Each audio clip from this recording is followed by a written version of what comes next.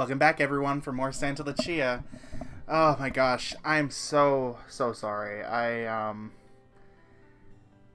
Long story short, life is just making me tired. That's all I gotta say about the 2 month hiatus. Oh my god. Uh, I've been really wanting to like upload these things more consistently, but it's just been really difficult because life just loves to make me tired. So, uh, but with that out of the way, I'm glad to be back. And last time we left off where Zach was inviting us to his birthday. Unfortunately, everyone couldn't make it except for Ben. And Ben is having like weird feelings about that. Because Ben's just like, I wouldn't mind going. I just wish somebody else would go with me. Uh, uh. So, anyways, let's continue this because I know this is the big event, and I'm actually really excited to see where it's gonna go. So, let us continue.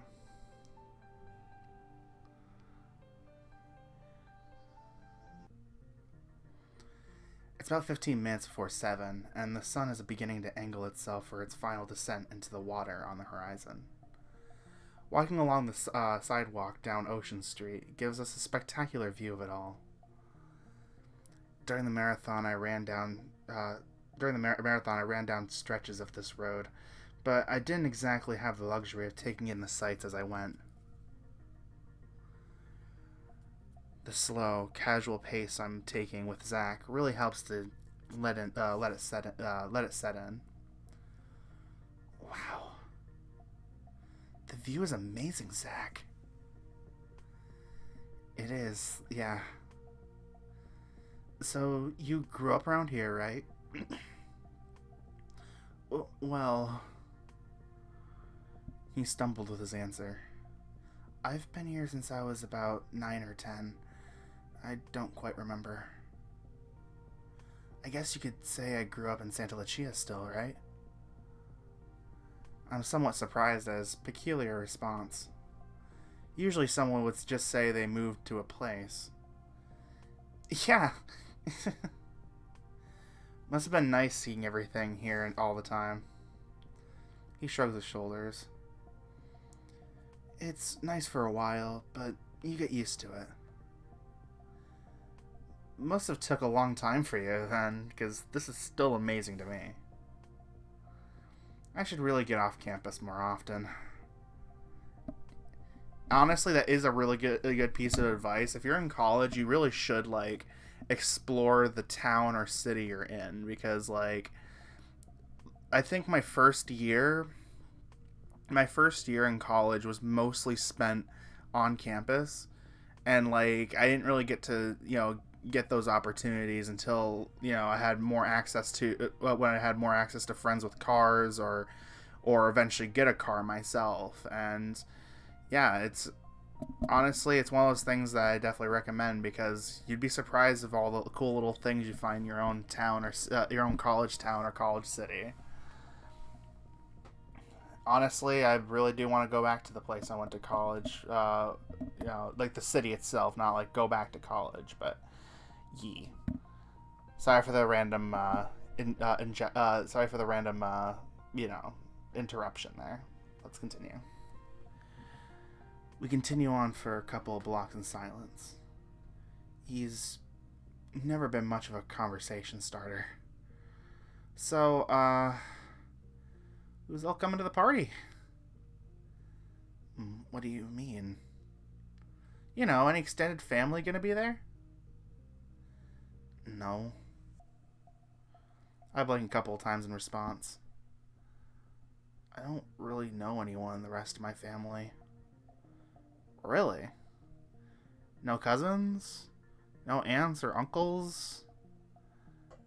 A few of my dad's old band buddies come along every now and then, but they're busy with their own kids and grandkids. Oh, your dad was in a band? I mean... Again, he stumbles in his response. I guess I can tell you since I'm about to introduce you to them. Huh? How should I put this? They're not my biological parents. I was adopted. My jaw drops ever so slightly, betraying my utter surprise at the revelation. I was in the foster care system for a while until I ended up with them. They decided to adopt me not long after. Wow. Suddenly I feel really awkward.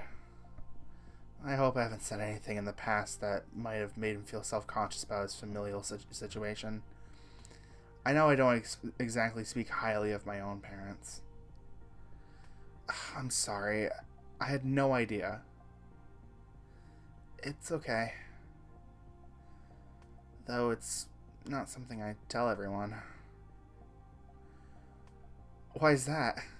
It's not a big deal or anything. Plenty of people are adopted, right?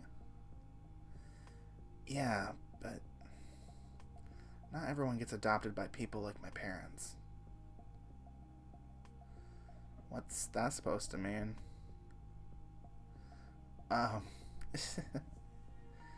We're here. We arrive at our destination, which turns out to be a fairly sizable restaurant along a beachside strip building. Peering in the window, I can tell there's an old-timey jazz theme going on. The reality of what Zach's trying to imply finally hits me when I read the restaurant's name on the sign. Bubba Stanley's. You're kidding. He looks at me with a guarded expression. You mean that Bubba Stanley? Isn't he the famous jazz musician? He nods his head sheepishly. Yeah. I'm his adopted son. My mind is practically spinning right now. I see. I guess I explained your jacket. You mean the logo? That's the cover of his most popular album, Long Way Home. Oh man, this is wild. I would have never expected to be roommates with the son of a famous person. I'm just some guy, like everyone else. Doesn't make me any more special than the next person. Well, yeah, but that's why I don't like telling people. I don't want to be treated differently after they find out.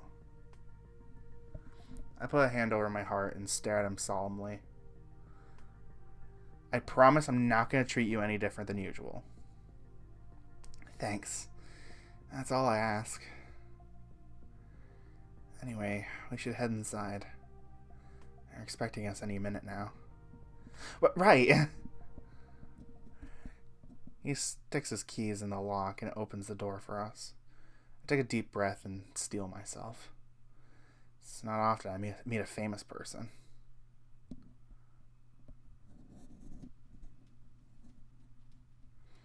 Zach leads me through the entryway and into the main seating area. I was expecting there to be a bunch of patrons here tonight, but I'm getting the impression they closed for their son's birthday party. Everything has this quaint, chill quality to it, from the wall decor to the furniture. If I had anything to say, it'd be that I find this place positively cozy. I don't know why I said cozy. Yeah. Mom, Dad, we made it. I'm caught off guard when Zach raises his voice to call out to his parents. Man, I'm not used to him doing that. Even when we argued, he'd always keep a relatively low tone of voice.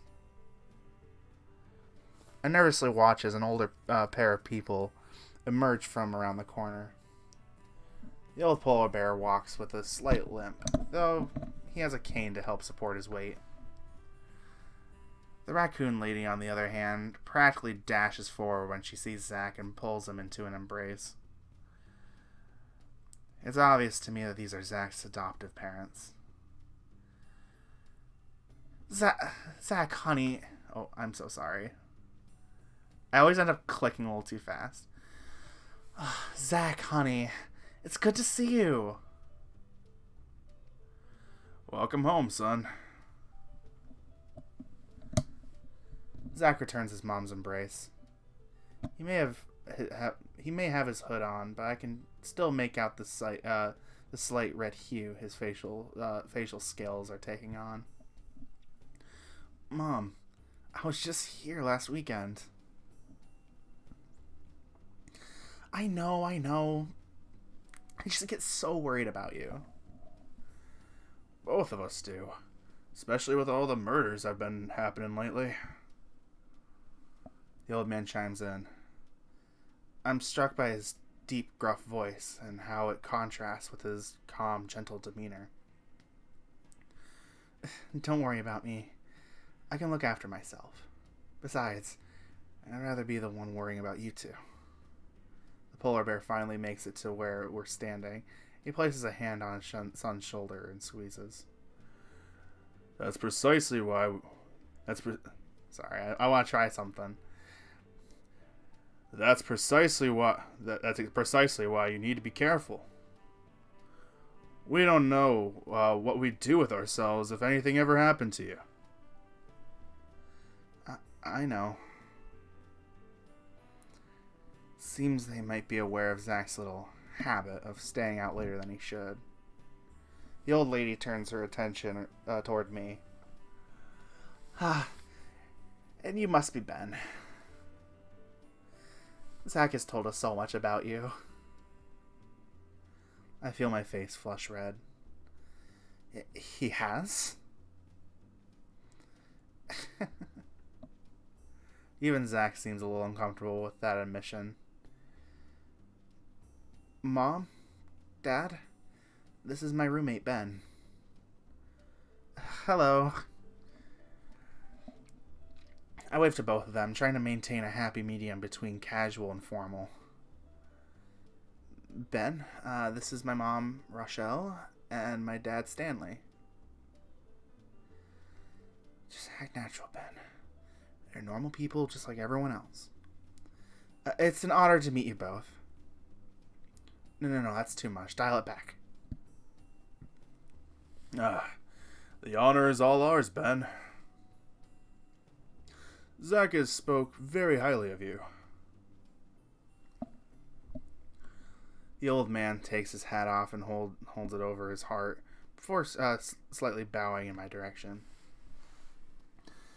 It is nice to finally put a face to the name. Thank you, sir. Would you like to join us in the back? We have the special booth set up for your party, Zach. Did my other friends make it? My ears perk up. Yeah. Just about 20 minutes ago. We've been talking to him ever since he arrived. He's quite the charming fellow. I know. I thought it was supposed to be just me. I speak under my breath. Oh, sorry. I speak under my breath so that only Zach can hear me. I never said you were the only one coming. In a surprisingly playful manner, Zach quickly makes his way around the corner to presumably greet the other guest, leaving me standing awkwardly next to his parents with nothing else to say. You're free to join us too, Ben. Right. Okay. I walk alongside the old couple as they lead me to the booths. Happy birthday, dude. My eyes widen and my blood runs cold when I recognize the figure giving Zach a brief hug. It's not too late to turn around, right? He hasn't seen me yet.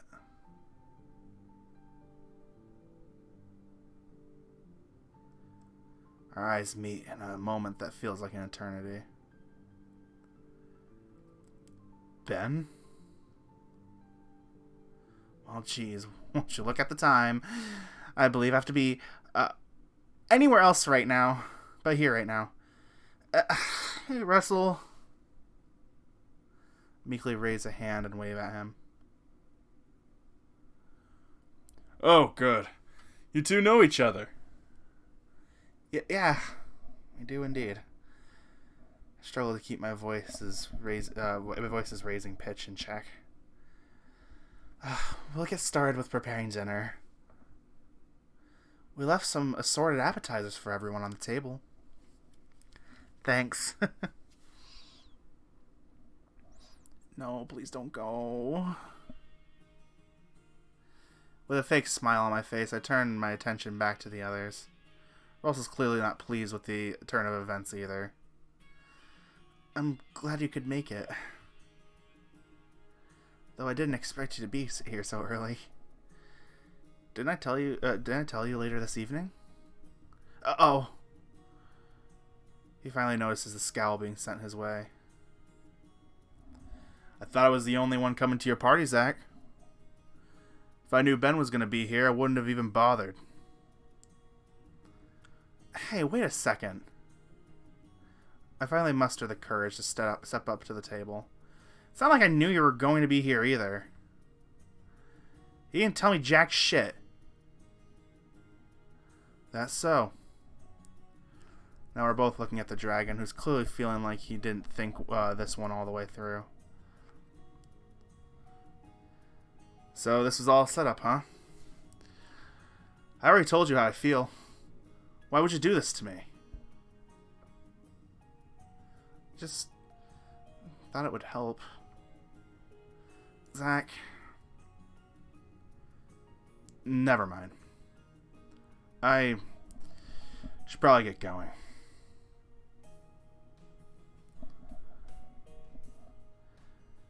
Russell scoots his way to the end of the booth and gets up. Russell, wait. I thought I made it clear to you that you shouldn't talk to me. Just hear me out for a second. I gesture towards the kitchen where Zach's parents are. Do you know how happy those two were to find out their son had friends? My words managed to stop him right in his tracks. They're going through all this effort to be our hosts.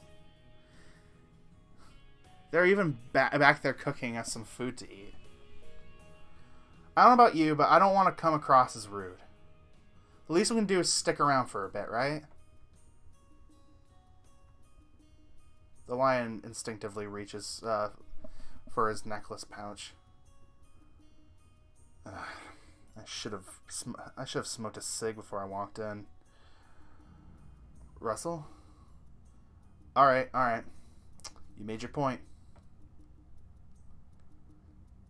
You're a lot pushier than I remember, dude. With a roll of his eyes and a shrug, the lion returns to his seat.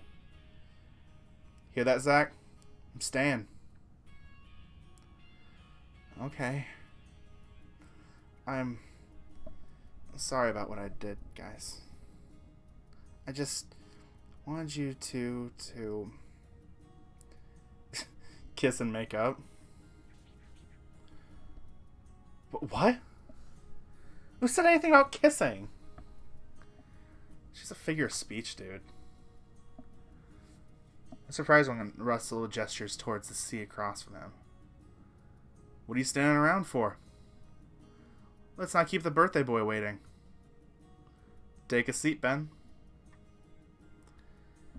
Can't make a speech like that and walk away now, can you?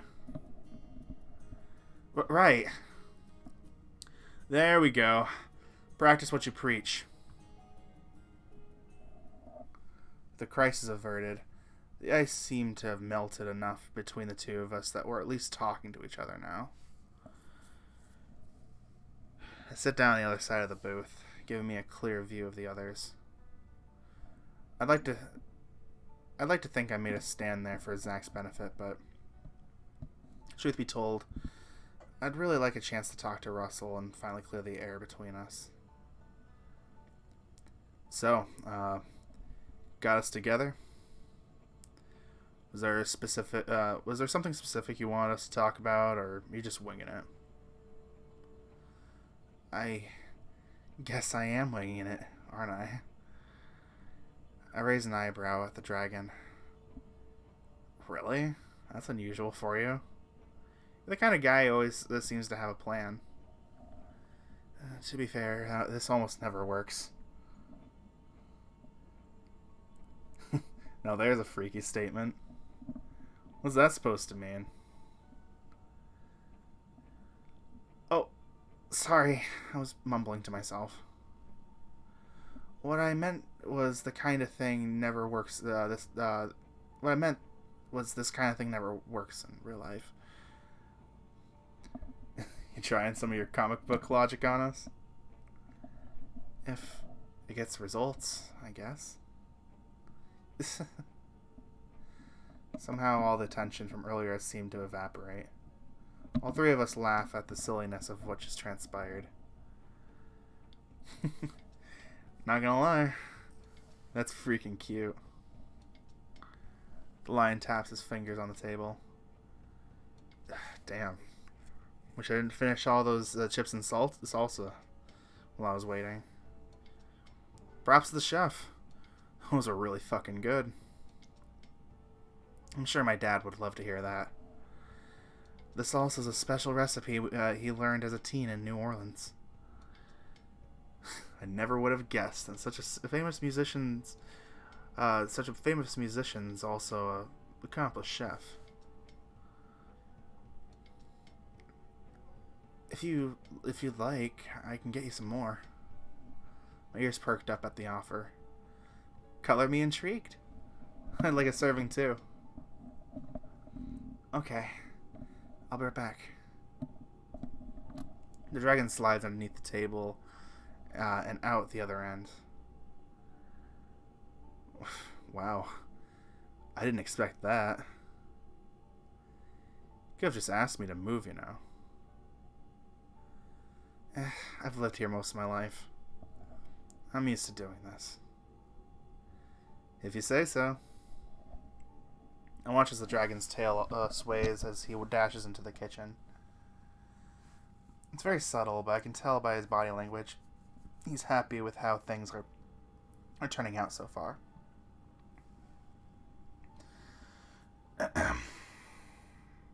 Although without his presence, two of us struggle to make eye contact. So, did you remember to bring a present? Huh? Oh, shit! Where's a camera when I need it? Now that's the Ben I remember. Shut up. I scratched behind my ear in embarrassment. Relax. I brought a couple of gifts. Pointed at a box stashed away on a nearby table. See the purple one? You can give him that.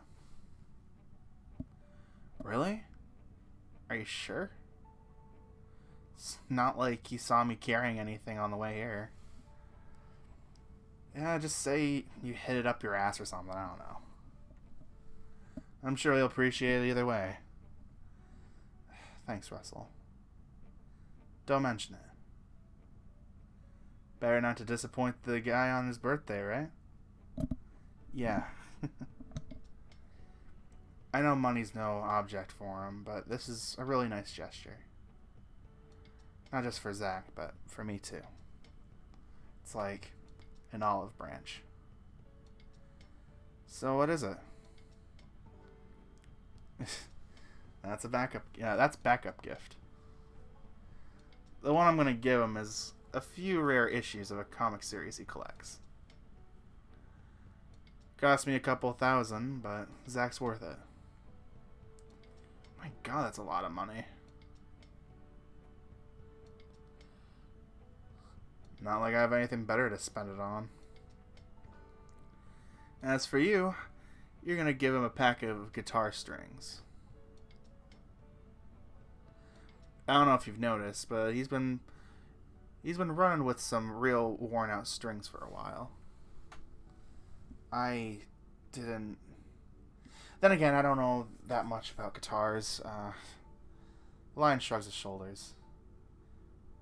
He's played a couple times for me. I think his music could sound better with higher quality strings. That's where you come in. I don't know what to say. These are some really thoughtful gifts. You make me look like an absent-minded friend. Well, if the shoe fits. Hey! I'm kidding. Still as touchy as ever, I see. Almost as quick as he left, Zach returns with a couple of small bowls of salsa and several packs of chips. Here we go. He places the tray as he was carrying them on the. Yeah. He places the tray he was carrying them on in the middle of the table. Let me get up this time, okay? Okay. Russell slides over to the end of the seat and stands, giving Zach enough room to slip by and return to where he was earlier. Wow, this batch looks even better than the last. Thanks. I scooped out the best ones from the bag. By the way, Dad said appetizers should be coming real soon. What are they serving? I asked for their Cajun-style chicken wings before you got here. They're bringing out fresh breadsticks, too. Sounds good. The three of us spend the next few minutes digging into the chips and salsa. Russell stares at Zach, almost as if he's sizing him up for something. Oh, whoops. God, I always end up, pressing the wrong buttons. What is it? Nothing. I'm just wondering how a polar bear and a raccoon could produce a water dragon. You must be one hell of a hybrid, dude. I thought I told you already that I'm adopted. Yeah, I'm just teasing you. So your parents weren't able to have any kids of their own, huh? Cringed slightly at the insensitive way Russell phrased that question. Nope. That's why they became foster parents. Right on. Good for them. Do you think it had anything to do with their species mix? Polar bears and raccoons are pretty different. I doubt it. Still, they don't talk about it much, and I never asked. Man, I wish I had paid more attention in biology. Still don't understand how a child's species is determined. Don't you remember that one monk and his beans? It was pea plants, actually. Mendelian genetics explain it most of the way, but biologists made recent discoveries in the genome that help determine the child's species more accurately. My eyes slowly start to cloud over. Science was never my thing, but I'll do my best to listen to Zach's explanation. Sometimes I forget that he's in the pre-med program at school. From what I understand, it's surprisingly binary. There's a 50% chance of a single sperm cell carrying the father's species gene, and it is always dominant. If the gene is present, then the child's species will be the same as their father. If the gene is absent, then the child's species will be the same as their mother. Zach turns to Russell with a coy smile. Hybrids are exceptionally rare, but they do happen. The lion slowly claps his hands. Bravo! You're a lot smarter than you let on, dude. I raise an eyebrow at him. With Russell, it can be hard to tell whether his praise is genuine or a sarcastic insult. Thanks. Guess it doesn't matter if Zach took it as a compliment. There's more to genetics than meets the eye. And speaking of eyes, he points at his blue right eye. I got this from my mother. She's a white-tailed deer. Is she really? I didn't know you were mixed heritage, Russell. Lion shrugs his shoulders. It's nothing special. Plenty of people are mixed. I didn't get to know her that well, since my parents were never married to begin with. She fucked off to somewhere in Europe. Who knows? Barely even hear from her anyway. Absent mothers and bad fathers. Russell and I really do have a lot in common, don't we? It's not like my dad would have stood for the damage it would have done to his reputation. What? Having a son out of wedlock? No. I know you're young, but come on. Wasn't even that long ago that interspecies relationships were frowned on. Depending on who you talk to, they still are. A low but friendly voice chimes in to join our conversation. Stanley places a large tray filled with chicken wings and breadsticks between us on the table. Besides my bum leg, the biggest reason I retired from music was the way me and my wife were treated. There are many places in the world, even here in America, that see relationships such as ours as sinful. The old man shrugs and continues to smile. Even with all the hardships, I still love my wife with all of my heart.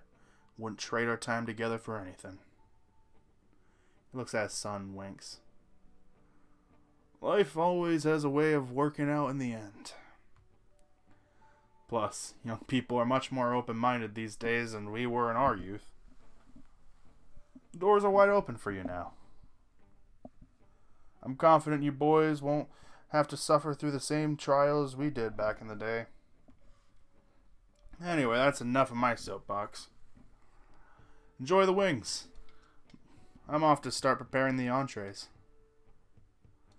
Thanks, Dad. Thank you, sir. Thanks, Mr. Stanley. The bear lets out a hearty laugh before he disappears into the kitchen once more. Please, call me Stan. I don't know about you guys, but I'm starving. Dig in, then. Birthday boy gets the honors. Russell passes the tray over to Zach, who wastes no time piling. Sorry, I don't know why I said plinging. Piling wings onto his plate. I gotta say, this is turning out way better than I expected. Learning a lot more about everyone today. Still, there's burning questions in my mind I need answers for. Am I gonna have the chance to actually ask them tonight?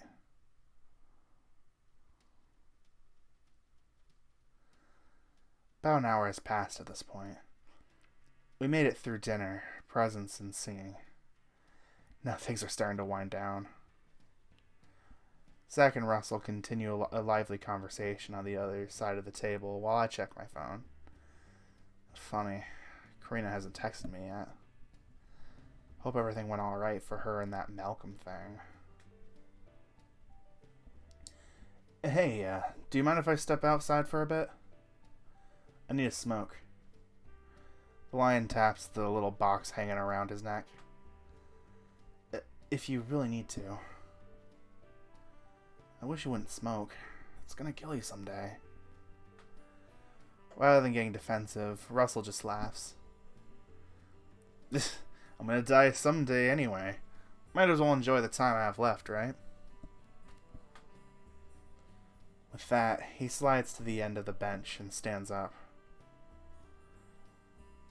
I'll be back in about 15 minutes or so. I don't say anything, only give him a nod in response.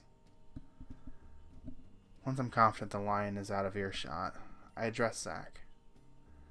So, you two got really close since I introduced you to each other. Any particular reason for that? What do you mean? I think back to how protective Zach is of Russell and how much he went to bat for him despite my warnings. I don't know, just curious is all. He's the only one. I adjust my ears to try and pick up what Zach's mumbling. Man, you gotta speak up, dude. I can never hear you when you talk like that. Sorry. I guess I'm not one to take rumors as unquestionable facts. I've been on the other side of bad rumors before, so I know how it feels. Right. Rumors. I unconsciously gaze towards the entryway. He may not show it, but he was happy you texted him. Really? Him pushing you away is not what you think it is. I think you should talk to him. You owe it to him at least. You owe it to him to at least hear his side of the story. I paused for a moment before nodding my head in affirmation. Yeah, I think so too. I moved to the end of the bench. I promise I'm not going to freak out over what I hear either. You still think he did it?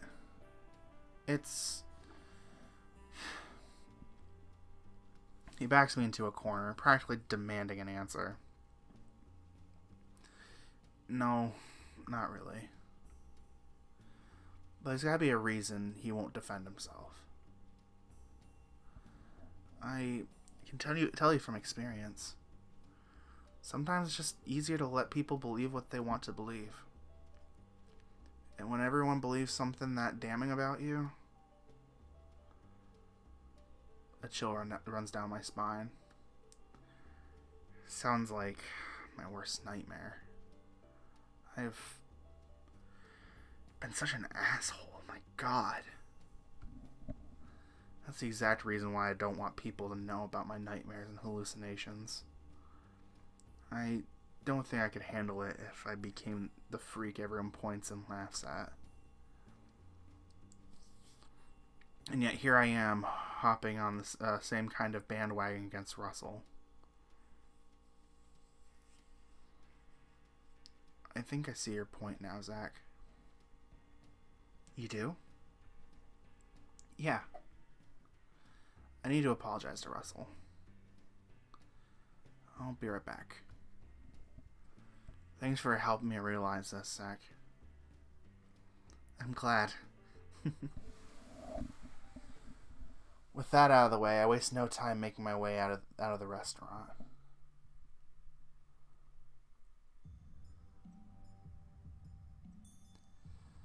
I'm met by the chilly evening breeze as soon as the door closed behind me. The lights from the boardwalk glisten in the calm ocean waters beside it. Across the street, there's a small outcropping beside a bike trail overlooking the beach.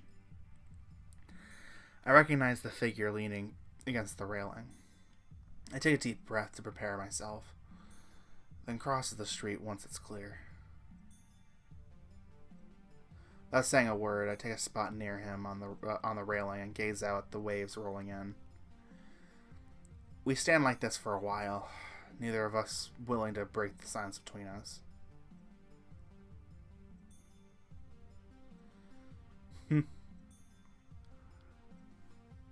I'm getting some mighty deja vu here. Same. Takes a cigarette out of his mouth and lets out a puff of smoke. Zach put you up to this, didn't he? I shake my head. No, I'm here because I want to be. That's so. He returns a stick out of his mouth. Returns a stick to his mouth. You know it's not a good idea to be around me.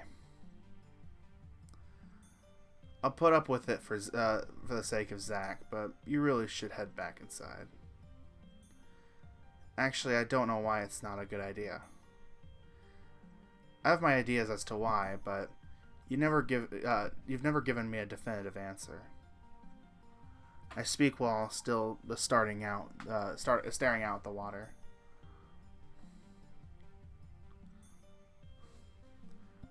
Why are you giving someone like me the time of day? I raped a girl, after all. That's what everyone says, right? Laid her down in bed and ruined her for life. He drops his cigarette on the ground and stomps on it twice. Knowing that, why aren't you scared of me right now? You should be running for those hills over there. Such a monster, after all. Even though I let out a small laugh, I can feel the beginnings of a tear forming in the corner of my left eye. I'm sorry I didn't give you a chance, Russell. He's so afraid of rejection. He's actively trying to push me away so I don't hurt him first.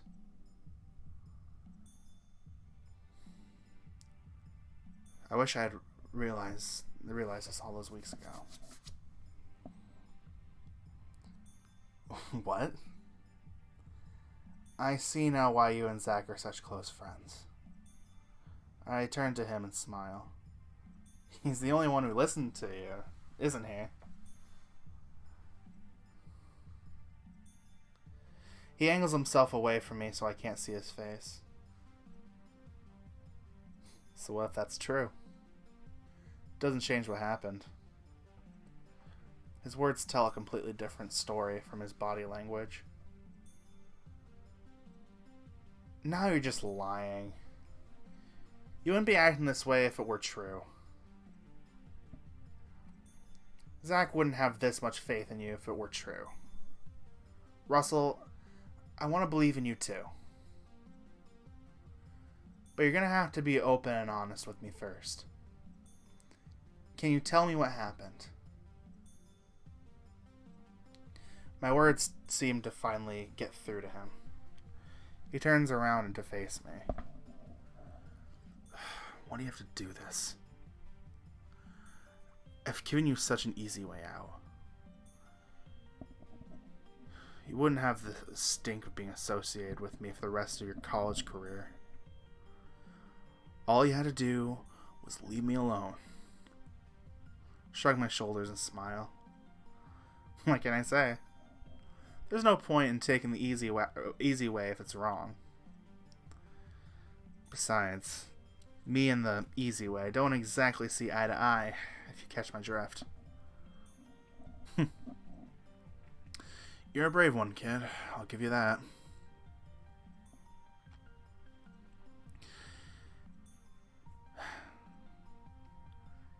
He lets out a long sigh and rests his back against the railing while folding his arms.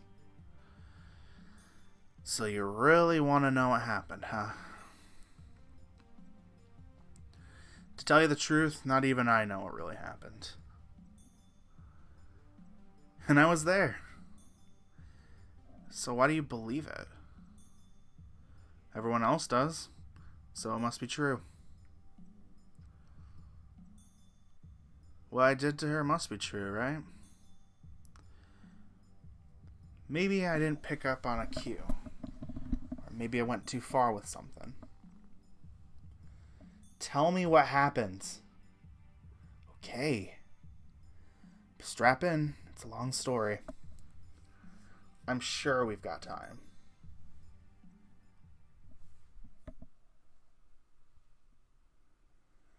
Alright. First things first. What you need to know about me is I'm kind of an asshole. Shocker, I know. You already know I'm the son of a rich asshole, too. Let me tell you, when I was your age, I made sure everyone knew it. I practically ruled the school in my freshman year. Threw my money around like it was nothing. Hosted some crazy-ass parties.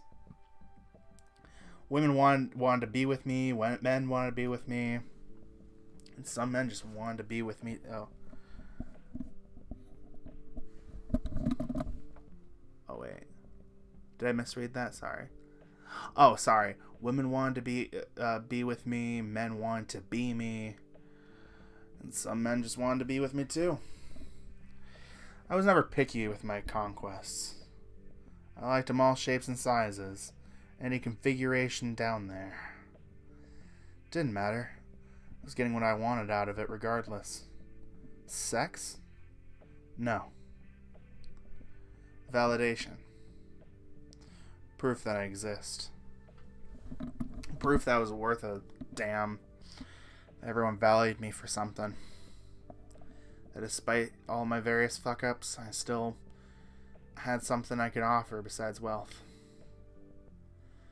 That desire made me act in ways I'm not proud of. Of course, I know nowadays what made me this way. Sounds like depression to me. Kid, I wish it were that simple. How easy would everything be if such an easy thing to point at and absolve myself of responsibility for my behavior? Nah, growing up is all about coming to terms with this part of reality. Sometimes we have to take a step back and confront the truths about ourselves we're too afraid to see. For me, the answer became obvious. I was a narcissist. Oh, wow. Can't you just call it low self-esteem or something? You don't have to be so hard on yourself. Look, kid, I'm not gonna sugarcoat things. Not for your sake, and especially not for mine. Back in the day, I'd use people to make me feel better about myself, then discard them as soon as I was done with them. Took a real kick in the pants to make me see how just how much of a shithead I was, but I suppose that's where everything sort of starts for me. I leveraged my status to secure a position with the mentorship program. Normally, admission into the program is reserved for high GPA students. But with low persuasion, they made an exception for me. It's not that my grades were bad, I just had let's just say, a transitional period in terms of my degree choice. Anyway, I'm rambling at this point. Every mentor has to go through a training class before they're certified. I made fast friends with two of my soon-to-be co-workers. Blake Thornquist and Sam Moreau. Sam and I hit it off almost instantly. We were on the same wavelength most of the time. Similar tastes in women. A little weed now and then never hurt anyone. Hell, even taught me how to surf a bit. Something I never thought I'd do. Blake, on the other hand, we'd butt heads a little early on, but eventually we started to see eye to eye. Mutual respect bloomed into a good friendship. The guy always was a charmer. It's only natural he became practically the de facto leader of our class of mentors. There was one member of our group, though, that seemed to have a hard time fitting in.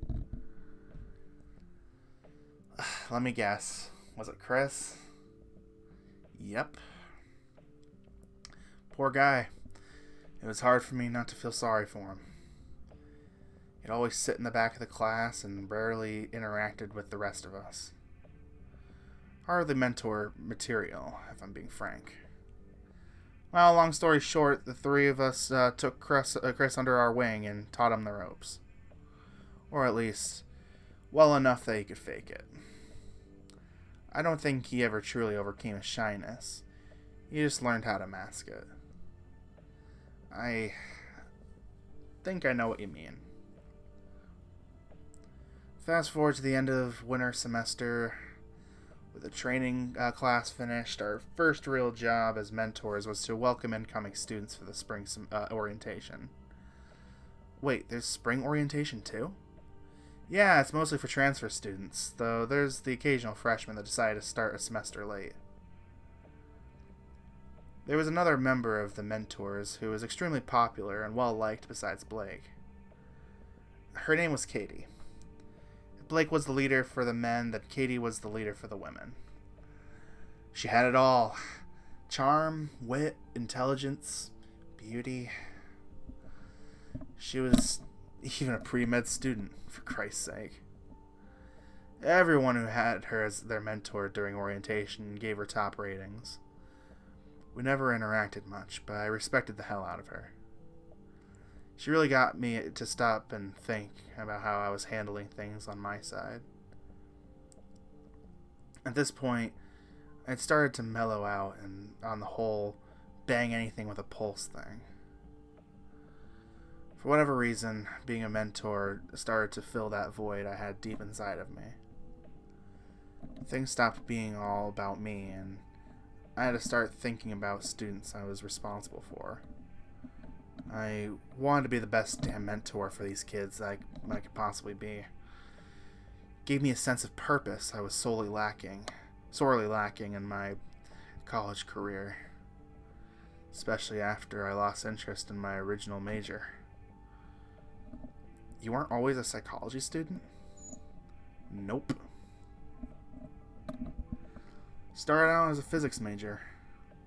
Some nights I just still stare up at the stars and dream about what I could have been if I stuck with it. I always wanted to be an astronaut. You know, it's never too late to change back. Doesn't matter.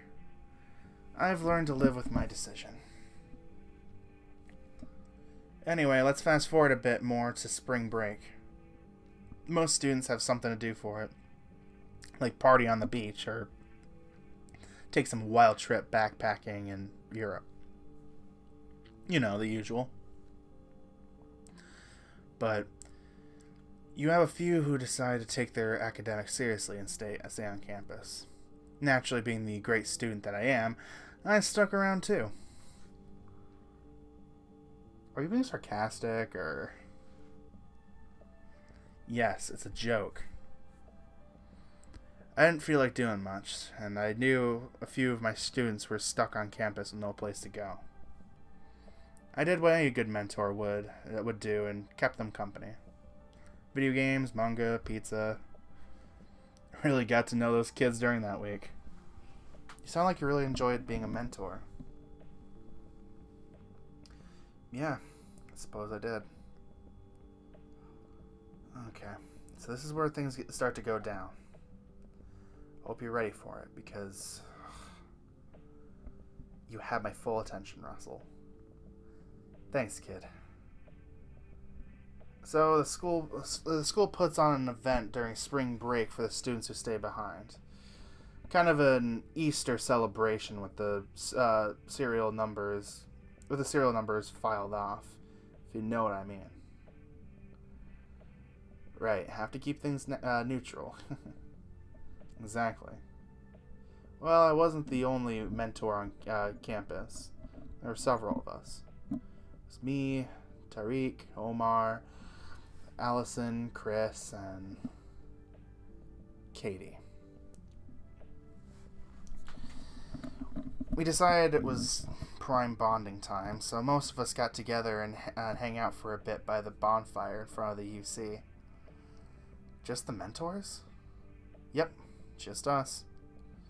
I think Chris was taking pictures for the yearbook or something, so he wasn't really there. The rest of us had a good time shooting the shit, though we noticed something was off about Katie. What happened? Unlike her usual self, she just sat in silence watching the fire crackle. When we finally got her to talk, she explained to us how she had just broken up with her boyfriend earlier that morning. He wasn't anyone on campus. I guess she was maintaining a long-distance relationship with some guy she knew from high school. I don't remember the details, but it seemed pretty messy.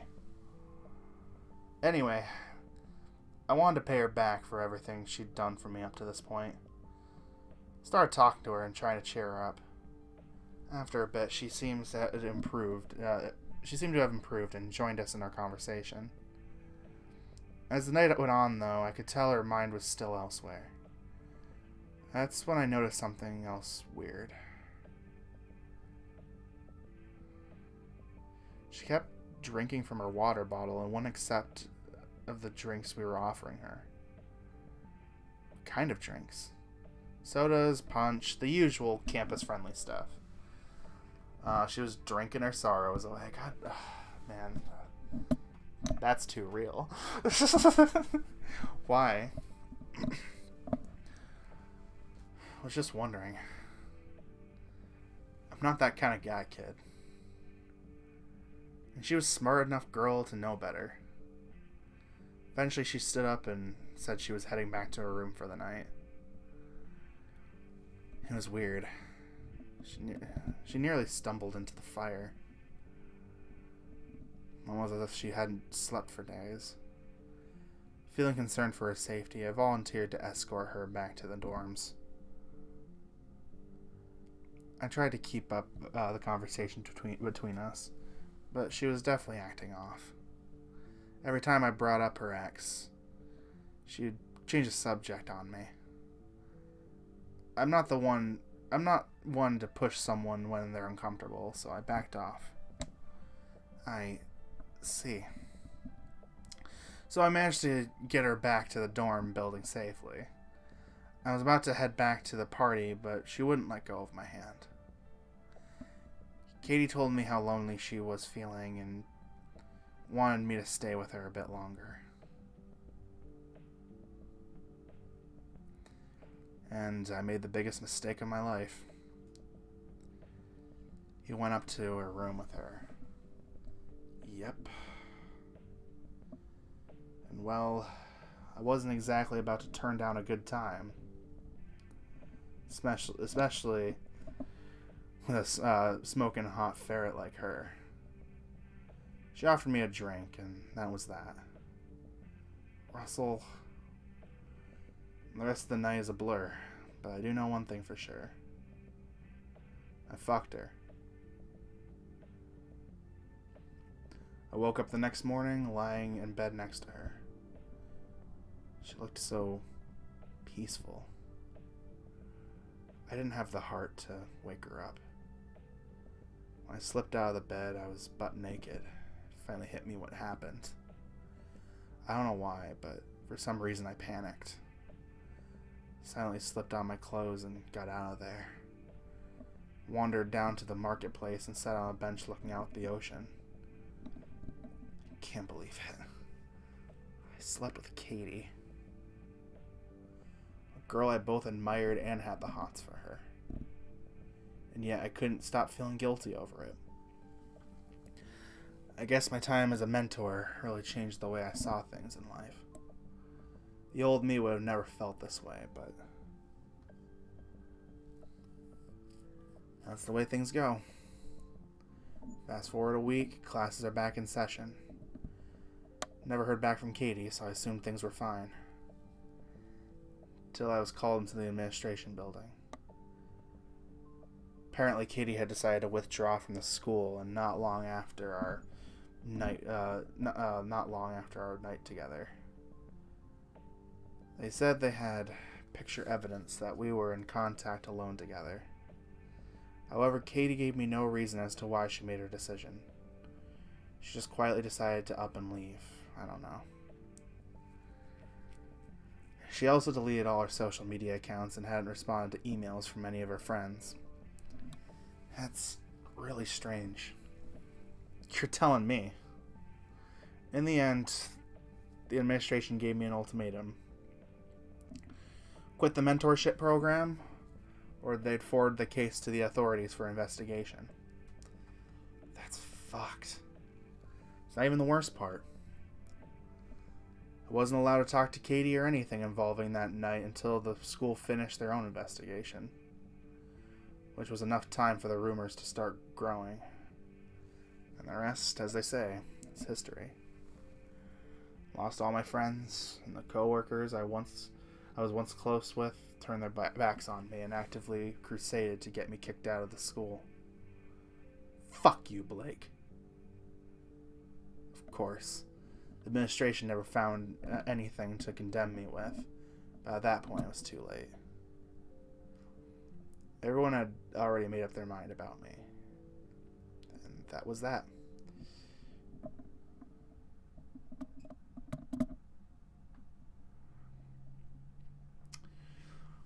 Russell lights up another cigarette and smokes it while facing the ocean. So, that's my story. Stand there in silent solidarity with the lion. Does that answer your question? He lets out a soft chuckle under his breath. I can't think of anything I did wrong, but I guess I see how others can. That's why I keep racking my brain over what happened. What cues did I miss? What sign did I misread? I know I wasn't the greatest guy in the world, but surely I deserve a little more credit than that, right?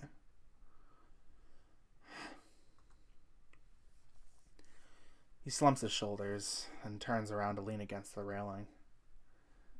Maybe I don't. Rapists don't deserve any credit. What if Blake's right and I should have just killed myself and been done with it? Don't say that! I slam my fist against the railing. Huh? I'm genuinely upset he'd even think about doing such a thing.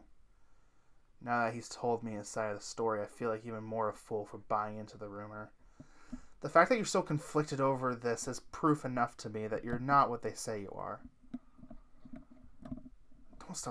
Don't start feeling sorry for me now. I get enough of that from Zach.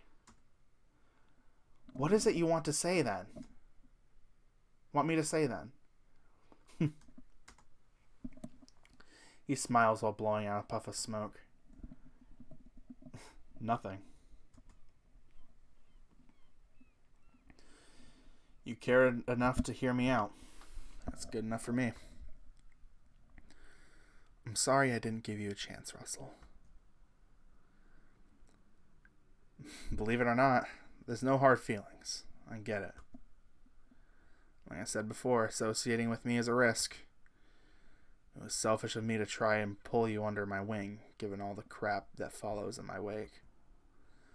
I just wanted a second chance to be a mentor to someone. I didn't care what the cost was. That night in Cambrian Valley was a wake-up call. It was bound to happen eventually. It's not like I can magically keep people from talking about me. I guess I always thought I'd have a little bit more time before I'd have to talk about it with you. Russell, thanks for listening to me, kid. Between you and Zach, you're really helping me. You're helping to pull me back from the brink. So you're saying you're suicidal, huh?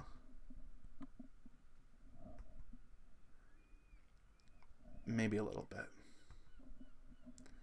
But don't tell anyone, okay? Especially not Zach. I don't think his heart could take it. He may be smiling, but he's definitely hiding a lot of pain behind his sarcastic facade. Man, I'm not a psychologist, but have you ever thought about seeing a therapist? Nah, I don't deserve it. Everything that happens to me is punishment for how I've behaved all my life. Bullshit, man. You're still acting as if you're guilty. Russell, I don't think you're a rapist. Why not? All the evidence suggests that I ruined Katie's life. Then you must not have thought about it hard enough. You want to know what I think? You've been so convinced of your guilt, you've only seen things through the lens that puts you at fault. There are several things in both your version of events and Chris's that stick out to me as odd. Wait, you've talked to Chris about this? Yes, but listen to me. So you know it was his pictures that the administration had. Russell, listen to me. Alright, alright. Sheesh, you sure are pushy sometimes. You brought up how she wouldn't take any of the drinks she was being offered, right? Yeah, what of it? What was in her bottle? How should I know? Wouldn't it just be water? I assumed you kissed her at some point. Did her mouth taste different to you? It's been a long time, dude. Let me think. What are you suggesting? I don't know. Did it taste like alcohol? It could have. Doesn't that make me look worse, though? If what you're saying is true, then I slept with someone who was under the influence. According to campus rules, that means I'm a rapist. He's right. As stated in the Ethical Conduct Handbook, a male student who sleeps with a drunk female student is automatically assumed guilty of rape should the incident be reported. Likewise, still, if both parties were drunk. However, what strikes me odd is, Katie never reported you, though, did she? Not as far as I'm aware. The administration seemed to put two and two together regardless. Isn't that weird, though? Plenty of girls don't follow reports because they're afraid of the social ramifications. I suppose that's fair. Relax, kid. I know what you're trying to do, but I've already thought of everything. I fucked up. That's life.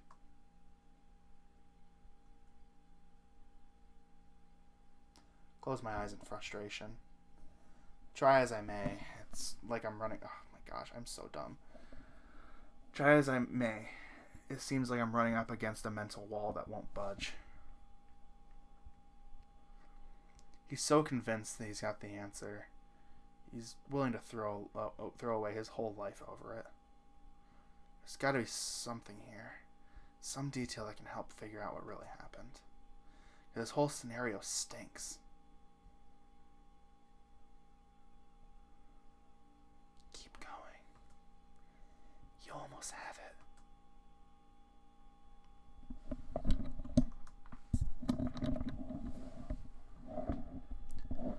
Ah!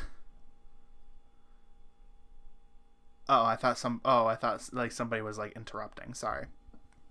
Something clicks inside. Like the knob of a door turning deep within. What's up? Holy crap, Russell. You said she gave you a drink, right? Yeah, what of it? What kind of drink was it? I don't know, some kind of soda? I didn't think to ask. Was it in a can? No, she poured it into a glass. Did you watch her pour it? No, but I don't see how realization seems to slowly dawn on him. You said the rest of the night is a blur, right? Yes. Russell, I think you were roofied.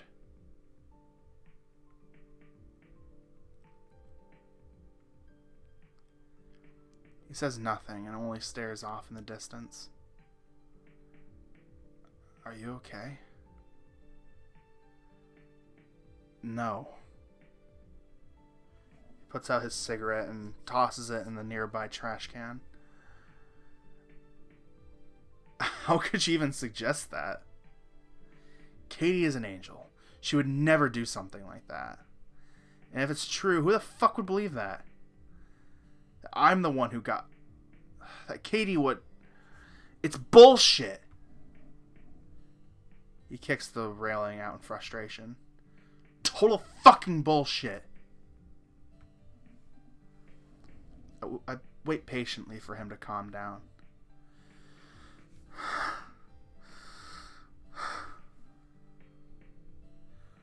I'm not the victim here. He leans forward with both hands on the railing. Russell, how well do you really know Katie? I don't know. She never told me much about herself. I wish I could go back and take it all away. Never meant to hurt her, Ben. His eyes glisten in the moonlight. His brow furrowed. Sure, I like to sleep around a lot, but it was always in good fun. Never did anything that someone didn't want. Somehow I just slumped up this time. It was an honest mistake, and there's no way I can make it up to her. God, I've spent more than half a year thinking about this and wanting to end my life. Now you're here suggesting that Katie... that she's the bad guy? Fuck. It's the stupidest thing I've ever heard.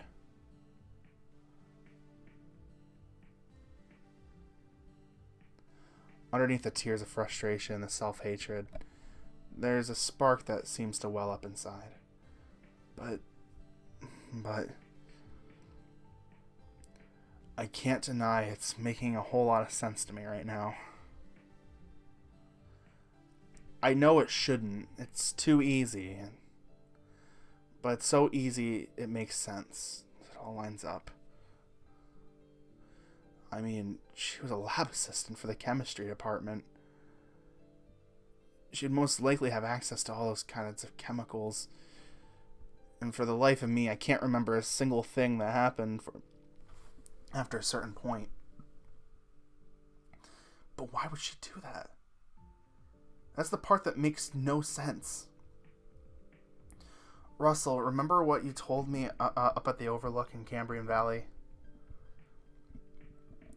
I can see you've spent a long time convinced you did something wrong. There's only so much that can be done about that. The rest has to come from you. Believe what you want to believe. He gazes directly at the floor. What do I want to believe? I can tell you what I want to believe, and what I know 100% Zach wants to believe. Russell, you are not a rapist. I haven't known you for long, sure. It doesn't feel like that. It doesn't feel that way sometimes. But look at you. You would never be able to live with yourself if you knew for a fact you did it. But you're still here. Still alive despite everybody telling you that you shouldn't be. I think that speaks volumes about what you really should think. I hold out a hand to the lion. I believe that you are a good person. Zach believes you are a good person. Are you willing to listen to us and believe you are too? He continues to stare at the floor. Ben, I don't know what to do. We're friends, right? We can cross that bridge when we get to it. Right now, what you can do is take my hand. You have Zach and I behind you. You don't have to shoulder this alone anymore.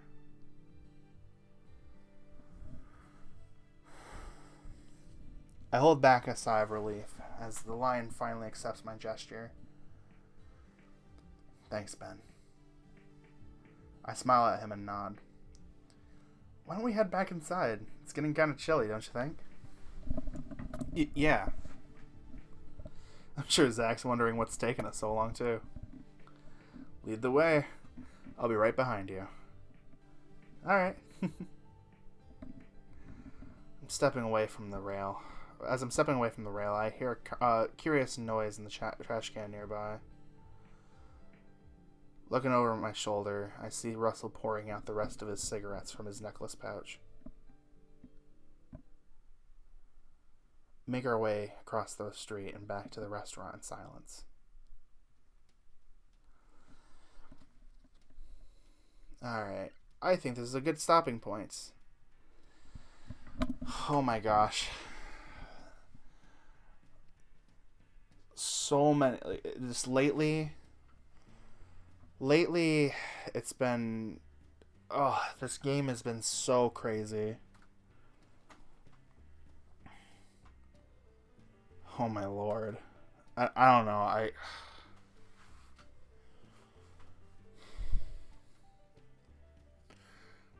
All I can say is I'm a loss for words, and Santa Lucia just never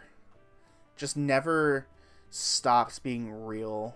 And while obviously I don't relate, like, one to one relate to every single scenario, a lot of the feelings these characters have and a lot of these general issues that these characters have, it's just fuck.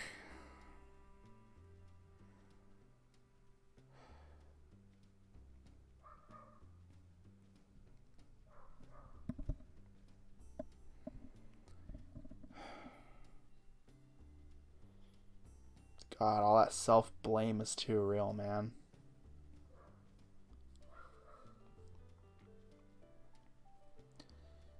Scenario's different, but fuck. Sometimes I just wish I had a friend who could say something similar, like Ben would say. Like I said, not, different scenarios, obviously, but like those feelings are very similar.